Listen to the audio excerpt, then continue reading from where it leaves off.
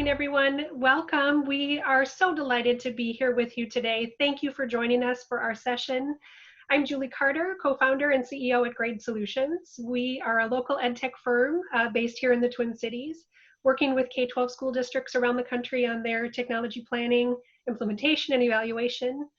Joining me today is our Chief Learning Officer at Grade, Lisa deRoy here. Good morning, Lisa. Welcome. And we're so excited to talk about this conversation around equity and access. As we thought about what are the issues K-12 schools are facing as we head back to school, this obviously was top of the list. And how are we helping to prepare students?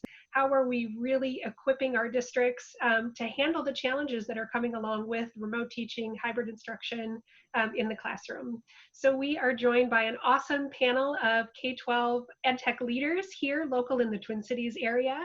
And they're going to talk from their perspective as leaders in the technology department. How are they thinking about equity? What's happening in their districts? And just bring us up to speed on the conversation happening here within Minnesota. So welcome to our panelists today.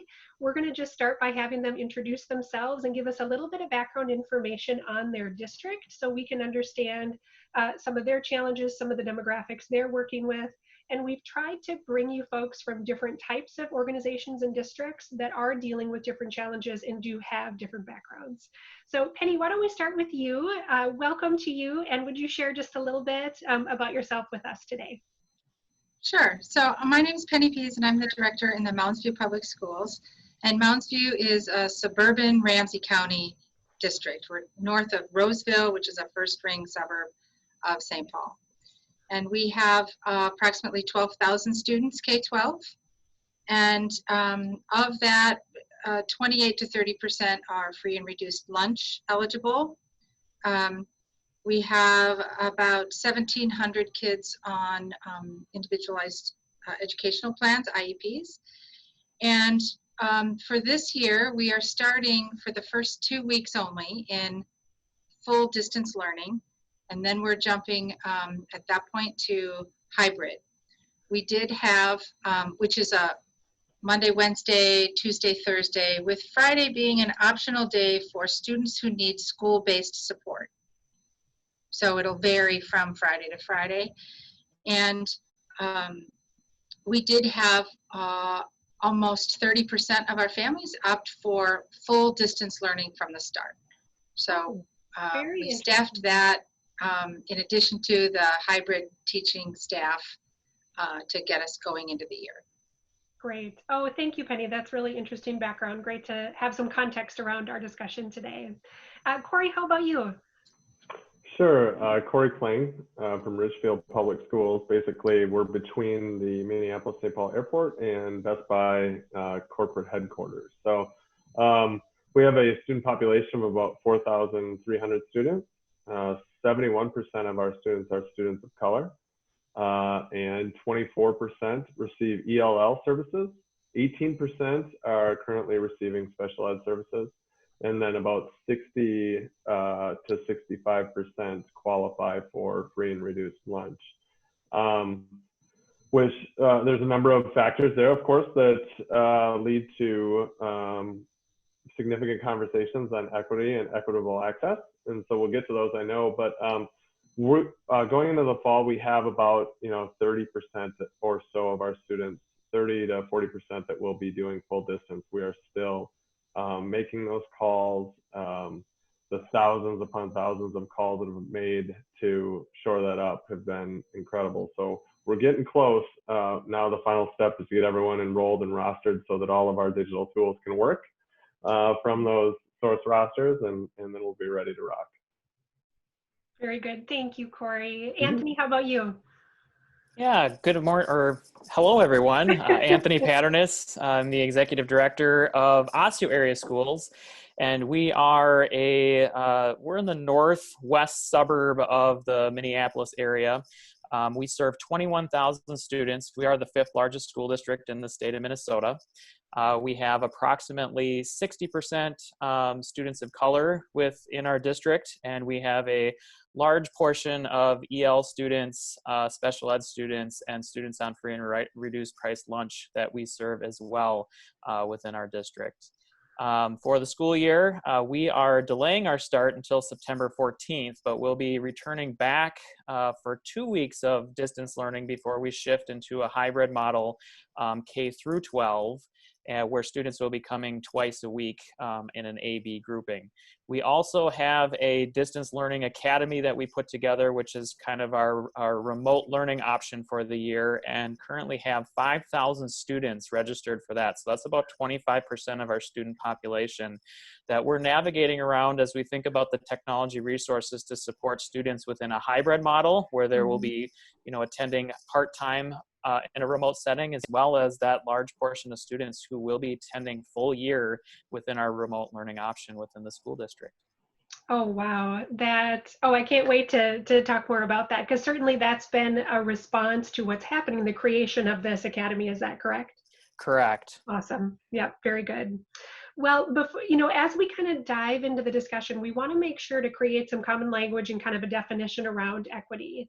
So in your role as technology leaders in your district, when you're talking about equity and you're thinking about what does that mean in light of your role and what you're bringing to students in terms of, devices and technology and solutions, how would you define it, and how are you talking about this within your teams in your individual districts?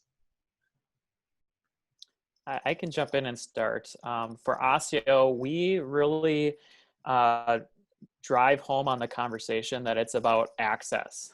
So access to resources and access to success, which frames out the foundation of our conversations. So I think very commonly in districts, when we talk access, we talk about the internet resources, making sure we can find connectivity, whether it's hotspots or partnership programs with our cities and counties to get our families connected. And then of course it's about the technology, making sure they have the hardware to connect in. So for us, as we had this conversation, we weren't a one-to-one district K through 12.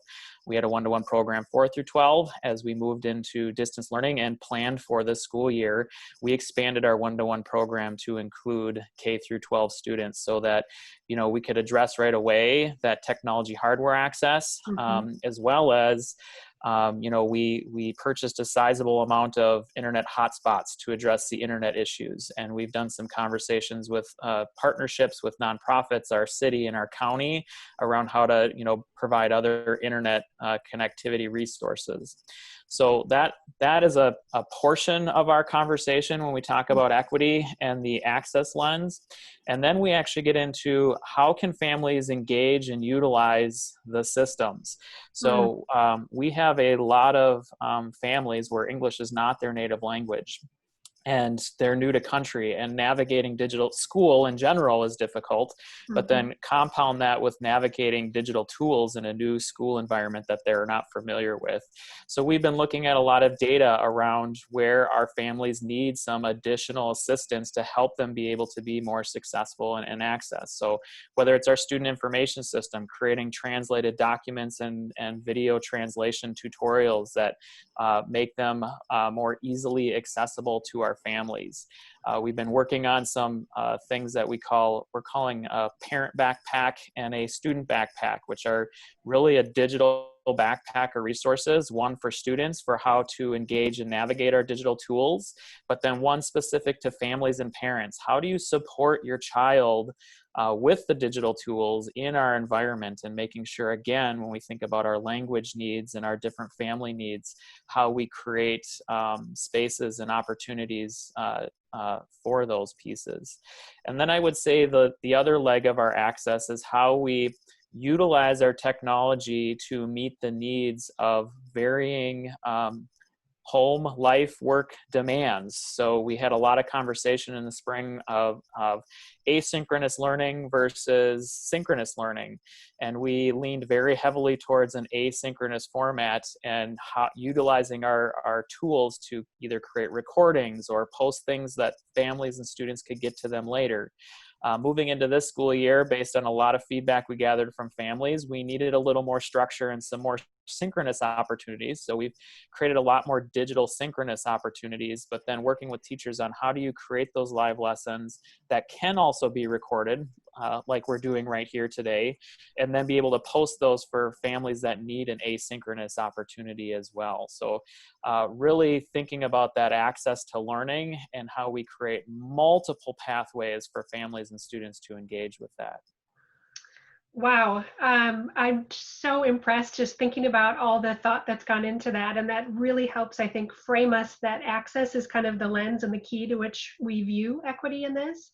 And you did a great job kind of queuing up a next question in terms of what did it look like pre-pandemic in terms of device access when we think about it from an access lens?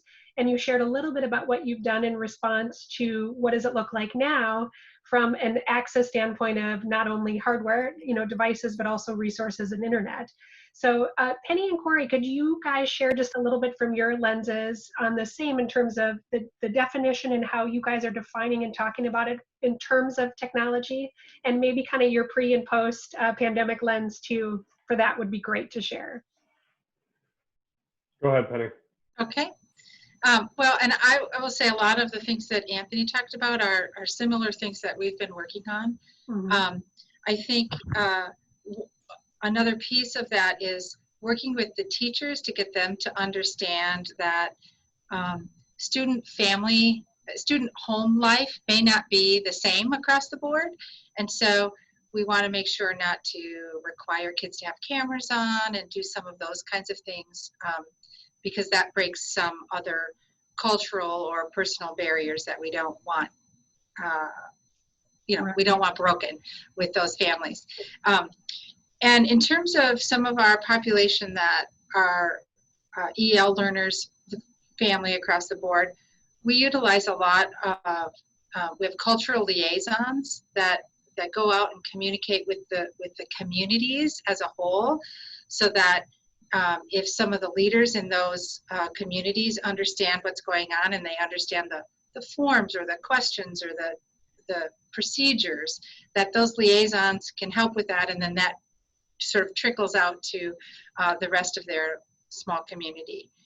And I think one of the biggest things we did in the spring, we will continue to do, is all of the deans at all of the buildings make an effort on a regular basis to connect with every single family sort of in their charge, if you will. Wow. Make sure they're connecting to the school, make sure that they have the resources they need to do the things that we're asking them to do,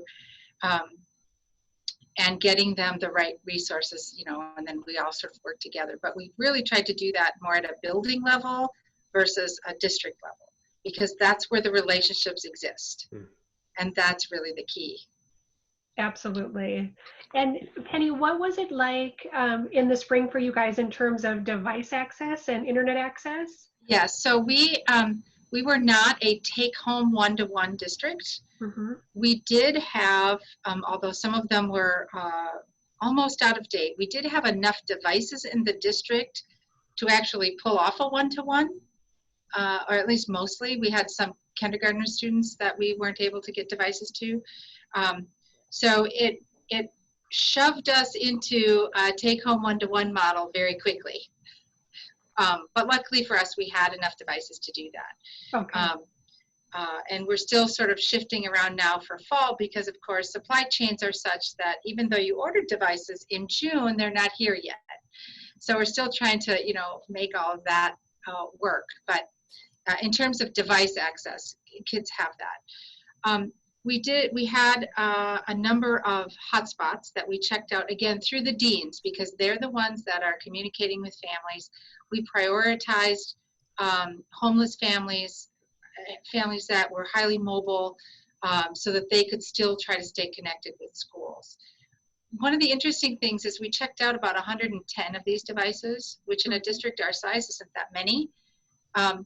But of that 110, there were almost 60 that actually were never used, even though those kids connected. But it was sort of like they wanted to get a device to, just in case the other stuff wasn't working. So we're really making a concerted effort now this fall to make sure that we're getting those devices to the families that need them. That so is that they can remarkable. connect. And what stands out to me in both cases, was I hear both of you talk about this in your districts, is the attention to, the whole child and the family, and that as we oftentimes think about from a technology lens, just providing the things, this is such a thoughtful approach to understanding that is one tiny piece, and all of these other components impact that. And so I'm thrilled to hear and to know we've got leaders like you guys out doing this in our districts. Thank you for what you're doing. Cory, how about you? I didn't mean to leave you out of that part of the discussion. Yeah, no problem. Equity work for us is extremely near and dear to our district. Just a couple miles north of our district is where George Floyd was murdered. And equity work had been a front burner issue for us before that. Our student population is such that, first of all, it should be done regardless, but our student population is such that it is an extreme emphasis. And one of the things primarily to talk about with the equity work is just making sure that we are doing a lot of work within our department, especially our white members of our district, of recognize our own implicit biases or biases, recognizing our own white privilege, et cetera, et cetera. And how does that, in the IT world or instructional technology world, how does that transfer into the way in which we structure our departments and the way in which we structure our services to our families? So let me give you a concrete example. That is, it's very easy to get into your white male space and go, how come, and consider or talk about technology and wear and tear in a very white privileged middle class way, how come these devices can't last 5 years or 4 years, and start and then thinking or drawing conclusions about student populations based on the wear and tear on devices. Just one small example. And so I'm trying to be really conscious within my department to do equity work with the human beings that work in my department too. I think oftentimes those things happen in educational spaces and don't necessarily trickle into IT departments because, you've got people that are out doing field technician work and you have people that are, doing, network access and things like that you wouldn't think, well, we should do this equity work within an department. But the reality is that it has to be organization-wide. Jumping into the, jumping into the device access piece, we also had hotspots. We are also working with our social workers and counselors to make sure that those are getting out where they need to be. We are one-to-one. We were one-to-one 6 through 12 before this, and we, as Penny had shared, we went similar where we went one-to-one in elementary. We have enough, just enough. They're not all top shelf, top of the line devices, but we've managed to get there. And one of the things that with that device allocation and that process that has been exciting to see or interesting to see is that we in the instructional technology space have been screaming from the mountaintop for years, technology is a crucial part of instruction, and it is interwoven, and we all comprehensively have to understand technology and how it works within the educational environment. This pandemic is awful and horrible, and we all know, obviously the negatives of the pandemic. A small silver lining in the instructional technology world is that it has shown really how this has to be an everyone in the organization involved situation. And one of the things that I'm really working on is mindset-wise is we just can't have anybody anymore saying that technology is not my thing, or I don't get technology, or those types of things. It's just not an option right now. It's we wouldn't say that about a pencil, or a pencil sharpener. We all figured out how to use them. And I know it's more complex than that, but again, it's whether it's your home furnace or your lawnmower or whatever, if you need these things and we need these things right now, instructional technology wise, then we learn how to use them. And we're trying to carry that mindset forward with everybody and make sure that all of the people in our organization have the skills that they need to contact and work with families so that it is equitable.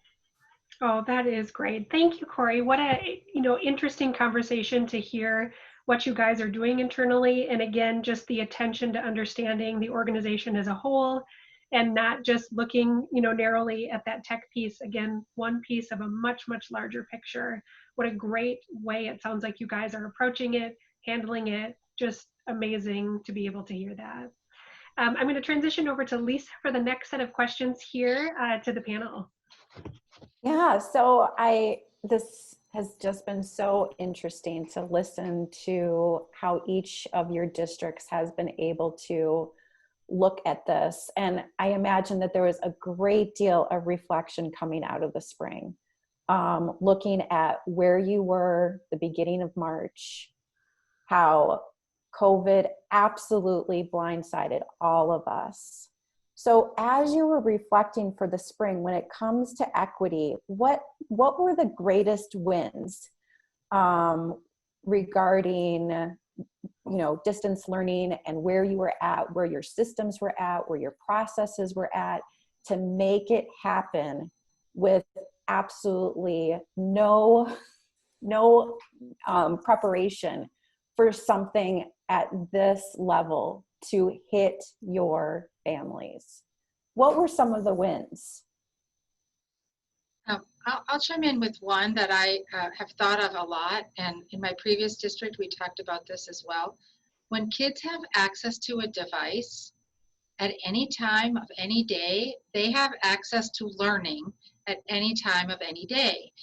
And what we had before that, because we kept the devices on campus, is we had some kids who had access at home because their families could afford that access, and others that didn't.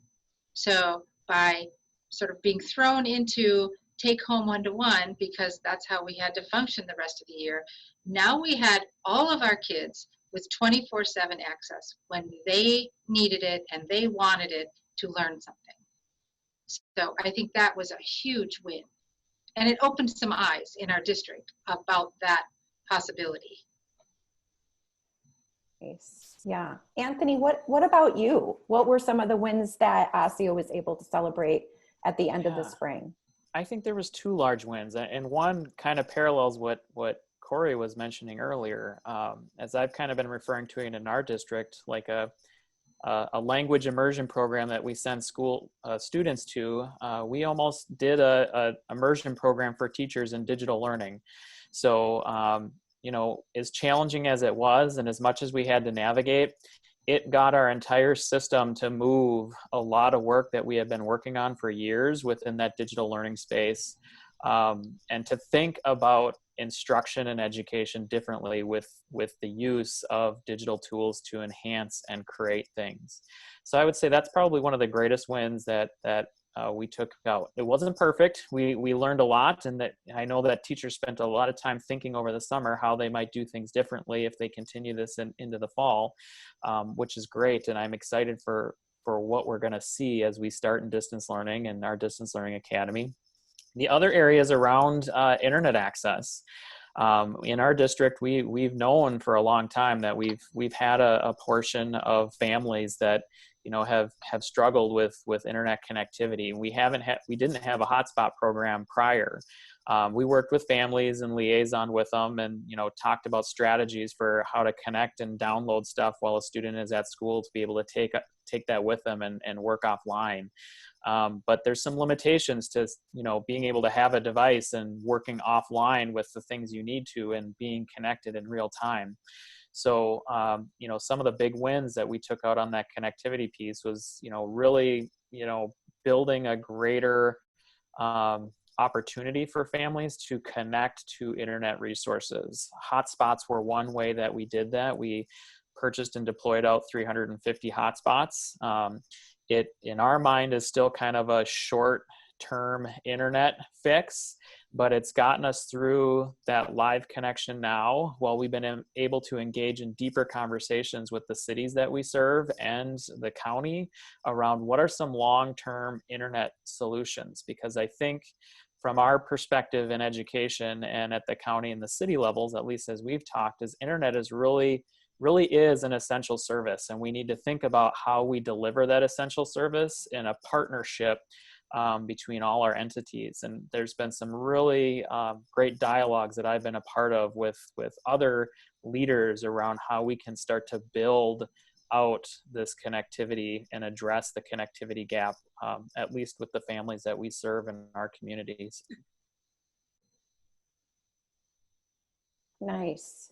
Yeah, I mean, just listening to the two of you, I think what immediately comes to mind is how foundational it is to have relationships in place, to have relationships with your communities in place, to be able to reach out to your families and to connect with them and understand what is going on. And the fact that this did blindside us, we had no idea what was coming, and yet how quickly, and I know Richfield is a part of this, even though you haven't been able to jump in, Cory, but like how quickly you were able to plan and execute and triage, essentially. I mean, it's absolute kudos to all of you, because that is not, I think, how it is with many districts. And I think, you know, it just stands in terms of the leadership and your connection to community and your resources and your relationships. You know, Julie and we're preaching to the choir, but relationships are everything, especially to be able to get off the ground like you all have. Cory, is there anything that you want to add to that in terms of wins for last spring? Yeah, I would say that just a side note there is that I want to jump into wins. I'll go really quick on this, but I do think those partnerships are crucial. And one of the things this is a shout out to internet service providers and cities, you know, to sit down and get this thing figured out. You know, like we need ubiquitous, universal, high-speed internet access. And some cities have figured it out, some haven't. But this is an opportunity for both groups to benefit. So the wins, I would say, I'll just highlight one, and that is how this has pushed instructional practice and technology to merge much more rapidly than, you know, I mean, Penny and Anthony I'm sure would nod to this, and the work that you do at Grade. You know, we've been trying for years to get the instructional side, because both of us come, Penny and Anthony, we come from the educational side. You know, we used to be in the classroom, and now we're on the instructional technology side, and we've been trying forever to say, you know, we need to move instructional practice to mirror technology so that they're seamless. And so what we're seeing in Richfield right now is that we're rolling out what's being rolled out this spring, and what was developed over the summer and rolled out this spring was a group of people and planners that were so knowledgeable about the instructional technology tools that they were putting together these practice profiles, or these models for how they wanted distance learning and hybrid learning to look in the classroom and online. And they were being really tight with the structures. And they were doing this knowing the technical tools or technology software tools that would support the learning so well that they could put together these, you know, based for all intents and purposes, how we set up and make digital learning look and function on a daily basis. And now that's going to be rolled forward. And so regardless of what the world looks like 6 months from now, a year from now, you know, fingers crossed, whatever, but, you know, the next pandemic or whatever, I can't even, right? But the point being that should we have to pivot in and out of this, or some of these things remain, we will have moved so far forward with the way in which we deliver digital instruction, instead of it being something separate or one-off, or we're a couple of those teachers that, you know, sit in the corner of the, you know, the lunchroom and talk about technology, you know, the nerd teachers over there, whatever. Like, it's now like it's universal. So that's been a big win for us. Yeah, and I mean, once again, it really feels like COVID has been a catalyst for all of these things that we have been fighting for so many years, right? And although so many horrible things have come of this, when you look at best practice instruction and you look at access and all of those things, we really have been fast forwarded, and our hands have been forced to get those things in front of our students and our families. And that was such a good introduction, Cory, to this next question, which is, you know, some of those tangible things that staff are sensitive to when it comes to the home lives and needs of students during distance learning and hybrid learning. We've actually touched upon a couple of them. I think, Penny, you mentioned making sure that teachers are aware, don't force students to have their cameras on. We don't know what type of environment that they're in, and to make sure that that is not something that they are going to push. Asynchronicity, right? To be able to, when we have kids who are the oldest, who are taking care of their brothers or sisters, they may have jobs, they may be doing their work at 11 o'clock at night. So what are some other things that you have talked to teachers and staff about that will help them be more sensitive to students and their home lives? Anthony, do you mind starting us off on this?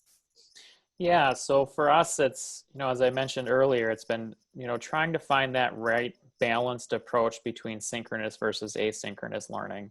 So we were very heavily in the spring, all activities were asynchronous. Some teachers were creating some live check-in sessions or doing office hours, but there really wasn't a lot of live instruction that was occurring.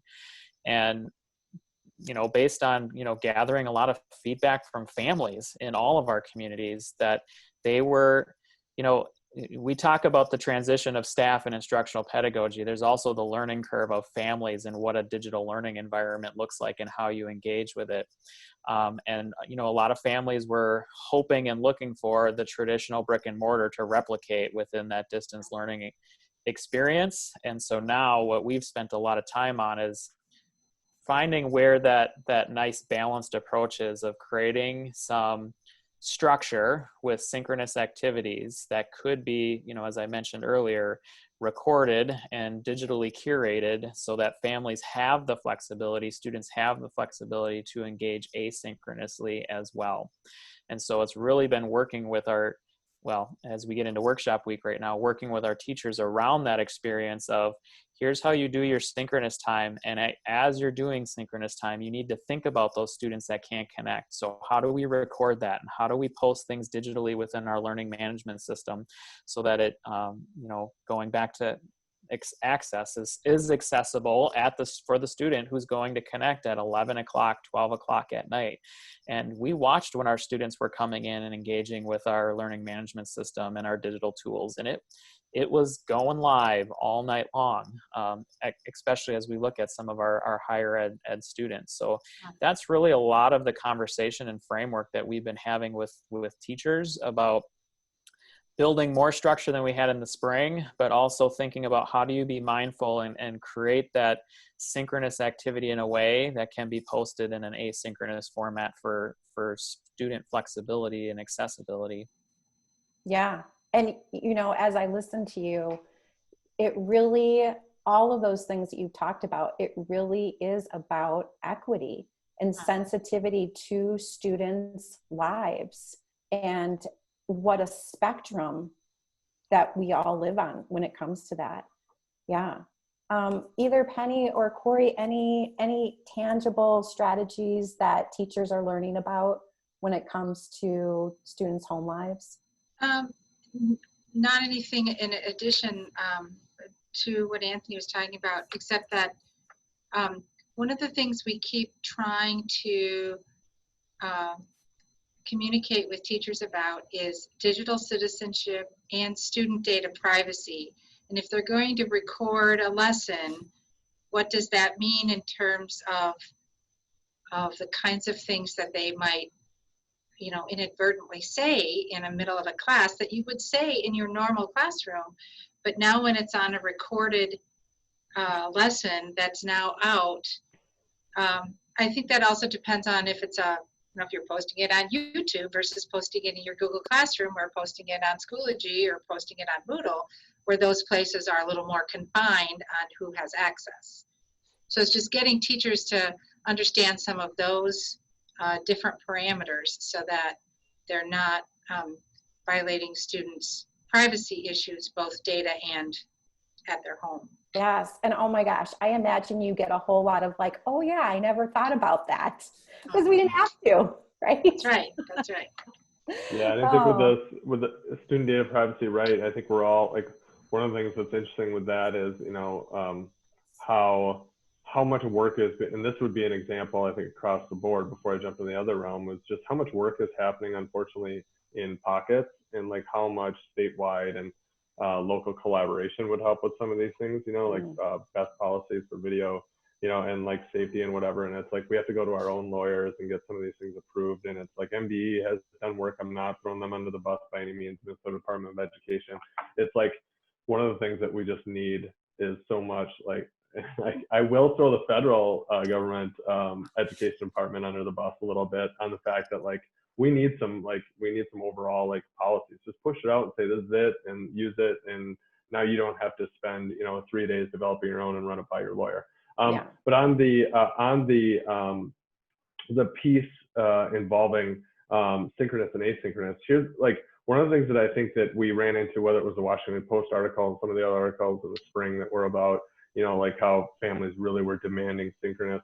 What it comes down to, right, is whether you're a believer in Hattie or not, right, it's like relationships, right? So I think really what that came down to was, you know, the core element there isn't like how the learning is delivered. It's like whether or not they get to interact with peers and their teacher directly.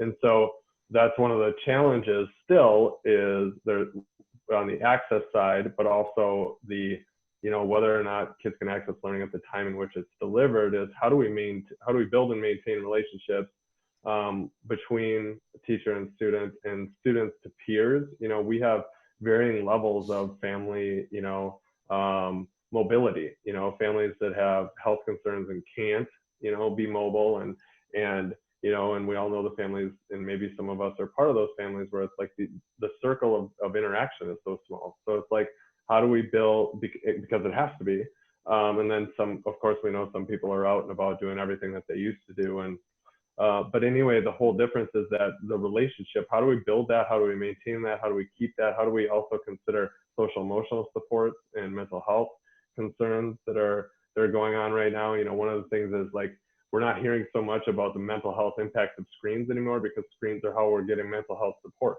you know? So it never was about the screen, it was what was being consumed on the screen, you know? So again, all of these things are coming together also and being major parts of this conversation that we're having globally and nationally and locally, et cetera, on what is it that we're trying to do here, and how do we do it well, and how do we package it and carry it forward. Especially moving into the new school year, when it comes to the relationship building with peer-to-peer as well as student to teacher. When I don't know my teacher, I may not know my peers in my classes, and we're in distance learning, and it's a whole new world. Yeah. So we have about 7 minutes left, and we've got 2 questions. And I think, Julie, if it's okay with you, I'm just going to say it's a toss out, whoever wants to answer them. Because I feel like there's such good questions. I don't want to take away one of them. Yeah. Is that okay? Okay. Absolutely. Yeah. So in Minnesota, one of the things that districts are asked from the state is we have to make our decisions based on county COVID numbers. This can change on a dime. It's basically, in a way, like weather days, right? One day we're in class and the next day we are in distance learning. And so I'm wondering, what are some examples of processes and systems that are in place for you today that are going to help your teachers and students move back and forth between distance learning and hybrid? Yeah, in Osseo, we're doing a lot of processing around that structure from an instructional standpoint.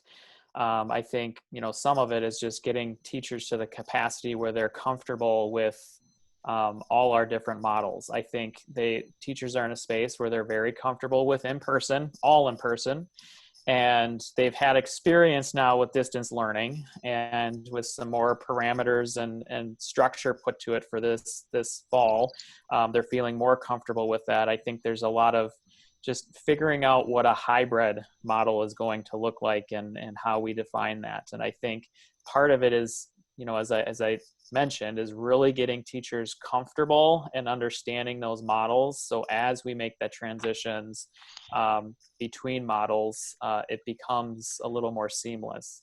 from a technology standpoint, we have our whole model has been around creating technology operations that aren't dependent on any one of those three models. So when we look at how we're going to do our ticketing system, our repair center, our mobile repair center for students that we have, it is all based around the premise that doesn't matter which model we're in, the team is ready to go and to continue to operate. It just means that we might have a little more physical presence when we're in a hybrid or in-personal model, but the core of how our team is being structured and how we're going to do business from day to day is set up that way, as well as looking at the technology resources. So making sure all our staff that would need to transition from a physical environment to a remote environment already has a mobile device in place. So they can just take that tech with them as they go and they continue to operate. So trying to create those more seamless transitions from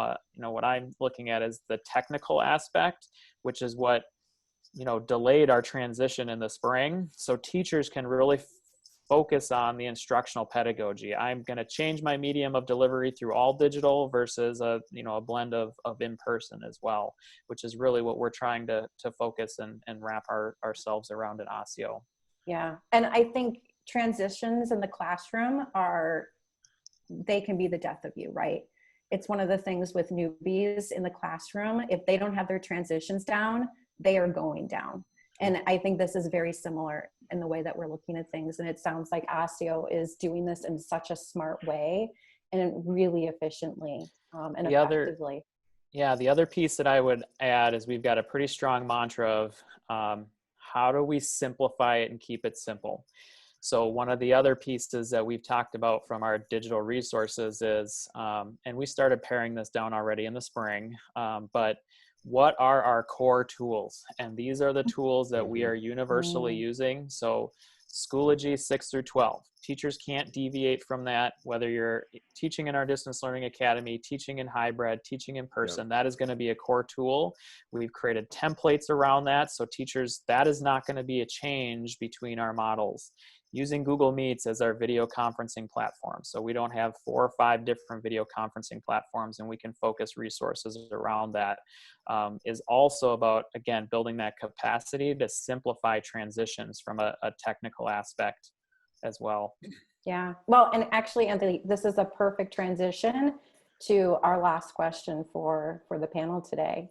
Julie, do you want to take it over from here? As we think about the audience for this session, and a lot of the folks tuning in to hear your thoughts and to know what's going on in K-12 are because they are solution providers. They're edtech startups, they're companies who are providing products and services for K-12. As you think about your greatest challenges when it comes to equity and access, what are the things that we can share and ask those vendor partners and the community who are building these things? How do they help you? What's advice you have for them? Or what do you want to ask of them? Or what's important for them to know? And I know Cory's like, I got it. I know. I'm trying to get closer to the camera than Penny. I'm like, I want to go. I'll stand back here.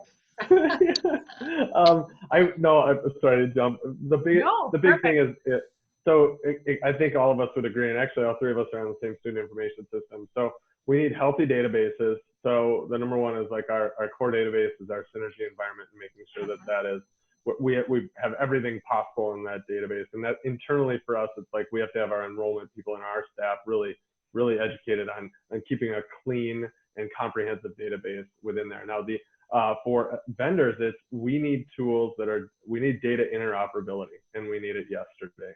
We need data that can pass back and forth seamlessly and easy under one, again, the one roster template works really well. We love it. But if that's what we settle on, great, but we need data interoperability that is federally standardized, right? So that the system can pass back and forth, right, with encryption, of course, but so that we're moving data in and out, and it's easy, and it's rooted in our database, and it's not, I guess I would say if there's something that they would focus less energy on, it would be building any kind of their own databases, and instead focus on connecting to our databases.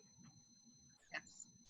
And one other piece I will just add to that is, if it's a startup that's looking to create a tool, an app for, second grade for something, to really focus on the instruction and the activities that kids can do, and because that's how you sell it to us. Is these meet second grade math standards, these meet fourth grade language arts standards by doing these activities. And oh, by the way, here's an app to do that, instead of here's this great app, and then they don't sort of talk about all of those other pieces that educators have to think about. That's a great point. I would add one piece to Cory's interoperability, and still struggling with a lot of companies on this, the single sign-on through either SAML, well, really SAML connection, because then we don't have to be dependent on a vendor's single sign-on application. We've got tools that can consume a SAML integration very well, because logging into systems for students and families is one of the greatest hurdles of just getting started with any platform. Absolutely. Well said. I think all of our heads were going to break off on that one. Oh, this has been so lovely, you guys. I just feel so grateful that you represent our local ed tech community. Our students and our families are so lucky to have you at the helm leading this. Thank you for what you're doing. And thank you for your time today and just sharing your story. I hope that it inspires others who get an opportunity to see it. And we wish you great luck as you head back to school. And we're going to transition into the Q&A session here. So our panelists will be available to answer questions. So we invite our audience to join us for that and dig in a little bit deeper. Thank you again, everyone, for being here. Really appreciate it today.